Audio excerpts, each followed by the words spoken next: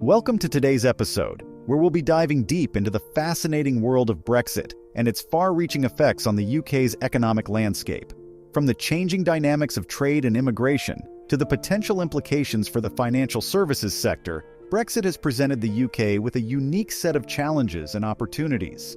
Join us as we explore the various ways Brexit has transformed the UK's economy and discuss how the nation's ability to navigate these turbulent waters will shape its future in the global market. This is an episode you don't want to miss. Brexit, an abbreviation for British exit, refers to the UK's decision in a June 2016 referendum to leave the European Union, EU. The decision had a profound impact on the UK's economic landscape, with effects seen across trade, immigration, regulation, and investment. The full extent of Brexit's economic implications is yet to be determined, but there have been several immediate and projected impacts. The European Union, prior to Brexit, was the UK's largest trading partner. Being part of the EU allowed the UK to trade freely within the single market and customs union, ensuring the absence of tariffs, quotas, and regulatory checks. However, Brexit fundamentally altered these trade dynamics. Departing from the EU's single market and customs union meant the introduction of new barriers to trade with the EU, affecting both goods and services.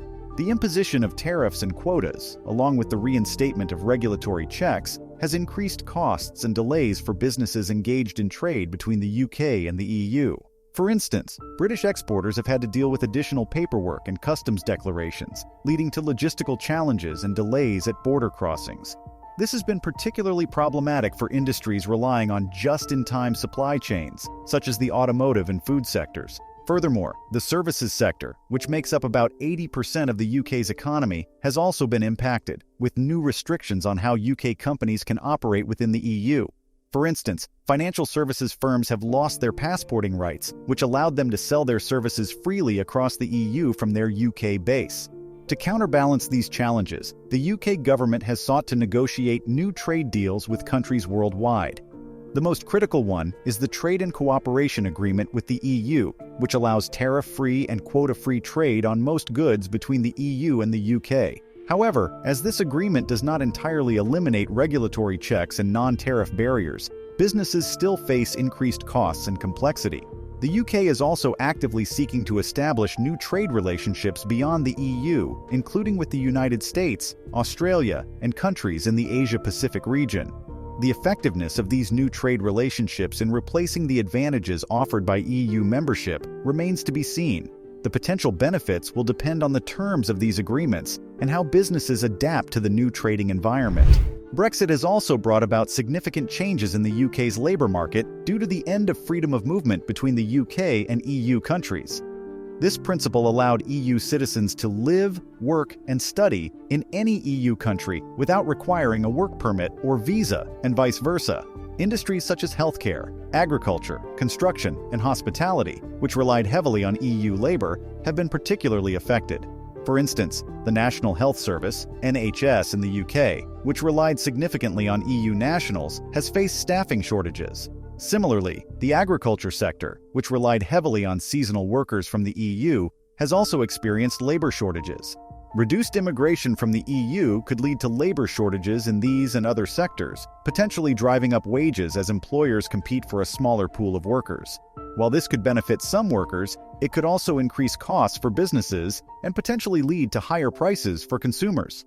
Moreover, if businesses cannot find the workers they need within the UK, they may choose to relocate their operations, potentially leading to job losses. With Brexit, the UK has reclaimed control over its immigration policy, ending the automatic right of EU citizens to live and work in the UK. This newfound control allows the UK to design an immigration system that aligns more directly with its economic needs. In 2021, the UK implemented a points-based immigration system, similar to those used in Australia and Canada. This system prioritizes people with the skills and qualifications that the UK needs most. For example, points are awarded for job offers in shortage occupations, educational qualifications, and English language proficiency. In the long term, this could potentially benefit the UK economy by addressing skills gaps and labor shortages in key sectors. However, industries that have relied heavily on low-skilled labor from the EU could face challenges. The effectiveness of the UK's new immigration policies in meeting its labour market needs and supporting its economic objectives will be a critical factor in shaping the post-Brexit economic landscape. Brexit provides the UK with the opportunity to set its own regulatory policies independently of the EU. This has the potential to lead to deregulation in some areas, which could stimulate innovation and economic growth.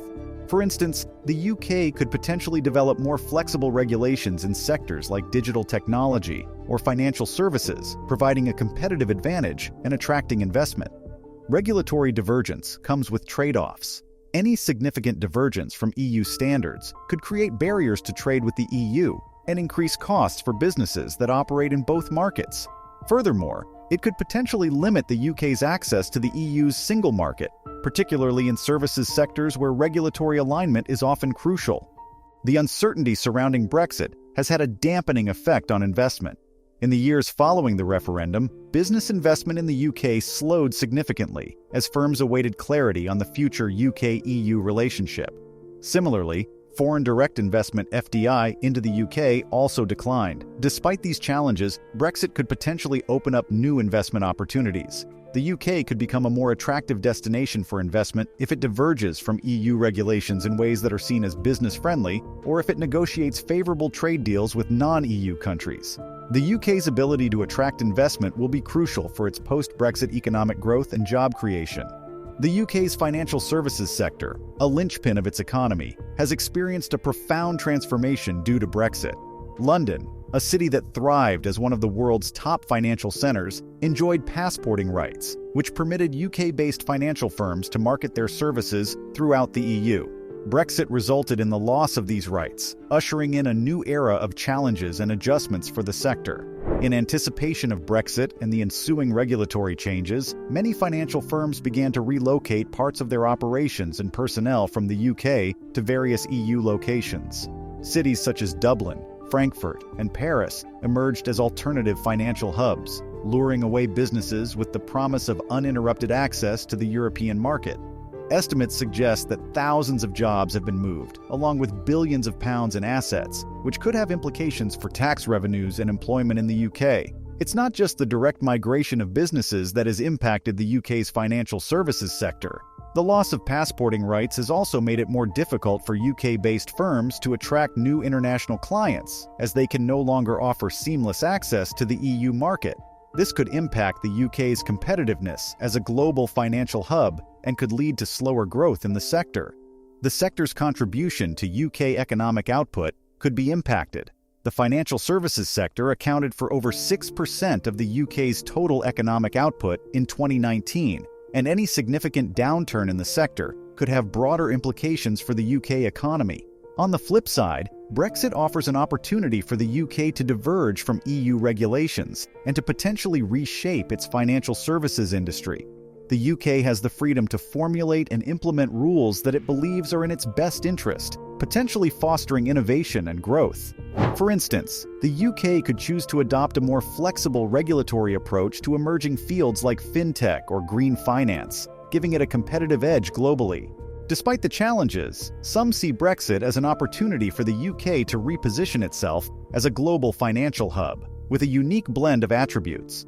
The UK's deep pools of capital, its robust legal system, its financial expertise, and its convenient time zone situated between Asia and America all contribute to its enduring appeal. Brexit has indeed imposed several challenges, especially for the financial services sector. It also presents the UK with unique opportunities to reorient and reshape its economic and regulatory landscape.